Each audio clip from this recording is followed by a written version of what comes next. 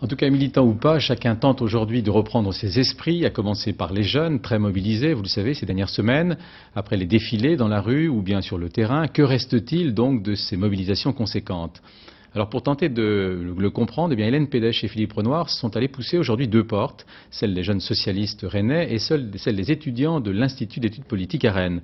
Les premiers, vous allez le voir, sont encore un petit peu sonnés. Quant aux seconds, eh bien, ils sont plutôt heureux de la justesse de leur combat. Difficile ce matin de ne pas évoquer les résultats du second tour dans ce cours de droit constitutionnel. Pour ces étudiants en sciences politiques, leur analyse offre un exercice grandeur nature. Le chef de l'État va devoir adopter la posture de François Mitterrand en 1980 et 1988. Entre les cours, le sujet est dans toutes les conversations, avec un maître mot face aux 18% réalisés par Jean-Marie Le Pen, soulagement. C'est un soulagement, mais un soulagement, quoi, c'est tout. Personnellement, je suis très contente. Le turban bleu, blanc, rouge, c'est un hommage. Vive la République, vive la France. Les étudiants de Sciences Po sont de ceux qui se sont le plus mobilisés entre les deux tours, en manifestant bien sûr, mais aussi en allant discuter avec des électeurs. Aujourd'hui, ils se disent plutôt fiers de ces 15 jours d'action, même si certains reconnaissent avoir douté un moment. On a eu peur, surtout la semaine dernière, que les manifestations aient plus martyrisé Le Pen et à la limite plus mobilisé les gens pour voter pour lui. D'un autre côté, je pense que ça a quand même réveillé pas mal de gens. Je pense que ça a surtout joué au niveau des abstentions qui ont baissé. J'ai montré mon désaccord, j'ai montré d'une façon autre que par la manifestation colérique et hystérique.